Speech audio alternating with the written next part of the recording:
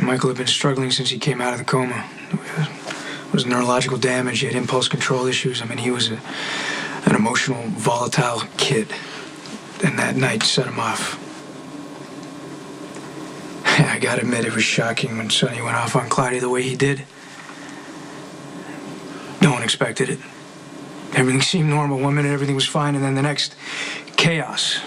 Claudia had Michael's pregnant mother at gunpoint. She was going into labor. She hauls her out of there, steals a car, goes God knows where. I mean, Michael wasn't the only one flipping out. Michael followed a track through the woods to a cabin. At first, he was relieved. Carly and Claudia had found shelter. I made my way up to the door, and I heard my mom screaming. Does it get hazy from there? I wish. I remember every second. I mean, can you imagine what's going through this kid's head? There's his mother on the couch. She'd just given birth, and this mad woman who'd kidnapped her at gunpoint is about to take off with the... Michael says he didn't mean to kill Claudia. I believe him. If there had been a proper investigation, law enforcement would have believed him too. But see, Michael's parents and his Uncle Jason don't trust the system. Their brilliant idea was to engineer a cover-up. That's what they do, lie, conceal, and cover up, so they don't have to face the consequences of their actions. Eventually, it looked like Sonny was guilty, so they ran with that and told Michael to keep his mouth shut. Only Michael has a conscience. He's not versed in the many ways that the grown-ups in his life evade prosecution. He was compelled to confess. He actually came forward, but Commissioner Scorpio didn't believe him. But he held onto that shirt, the one definitive thing that places him at the scene with blood on his hands. And it speaks volumes for the internal struggle that's a normal day for that kid. Yeah, you know, my brother is messed up. How could he not be with these conscienceless people in charge of him? All right, now you are sermonizing. Your Honor, may I please speak? Briefly, to me. I would simply caution, Your Honor, this is about a conflicted cop with conflicted loyalties conspiring with a brain-damaged kid to try to save their dad from going to prison by offering up a more sympathetic killer. I appreciate you looking out for me, Counselor, but I won't be basing my decision on this matter on anybody's word.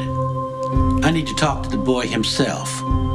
To that end, I'm issuing a warrant for the arrest of Michael Corinthos III for the murder of Claudia Zakara Corinthos.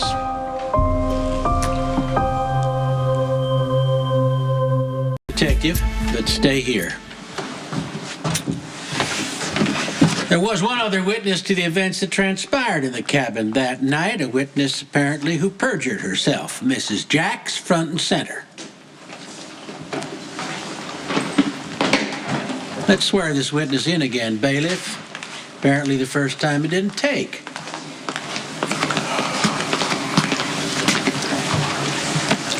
Do you swear to tell the truth, the whole truth, and nothing but the truth, so help you God? I do. Be seated. Perjury is a serious offense, Mrs. Jacks. I'm aware of that, Your Honor. Good, then I don't have to explain to you how irritated I get when it happens in my world. This is your only chance to convince me that you're telling the truth this time, or what you say can and will be held against your son. I understand. Then let's proceed. Was your previous account of the events leading up to the death of Claudia Corinthos true and accurate, or is it your wish to change your story? I'd like to change my story. Was your son Michael present in the cabin on the night Claudia Corinthos died? Yes. He drove over with Sonny. He was a few steps behind. He walked in right after Sonny hit Claudia. And Michael was understandably shocked. He knelt down next to Claudia to see if she was okay. He had no idea she was dead. And that's how Michael got Claudia's blood on his shirt. So the confession that Michael gave to Detective Falconeri, that's the lie. You have no idea what my son's been through.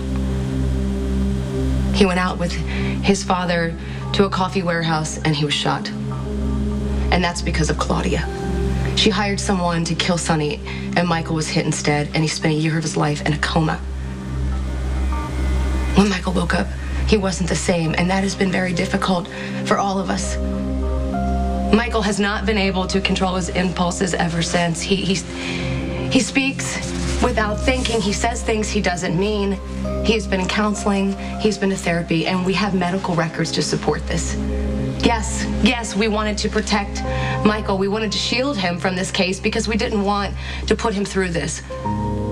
But Michael didn't do anything wrong. And he definitely did not kill Claudia Zakara. And what Detective Falconeri's motives are for wanting you to think that he did, I cannot say. I don't know. I can only guess that the prosecution is correct in saying that Dante wants to use my son to protect Sonny, who happens to be his father. And that's huge for Dante. And if you don't believe that, you're not as smart as I think you are.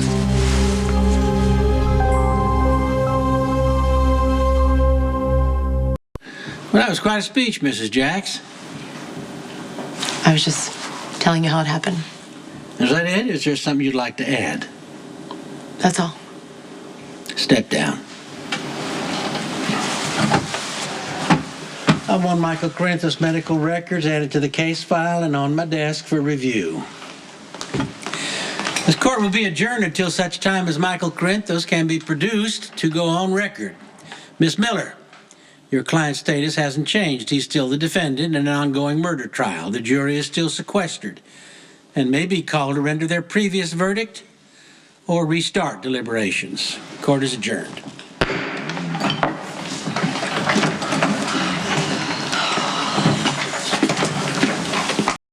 Hey, Dante. You know, Claudia was wrong on many levels. Inflicted a lot of damage on a lot of people. And I gotta tell you, one thing she never did was sell her brother down the river. I hope you're happy with that fallout.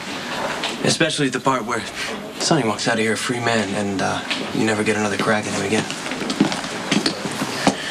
Are you stupid or just blatantly corrupt?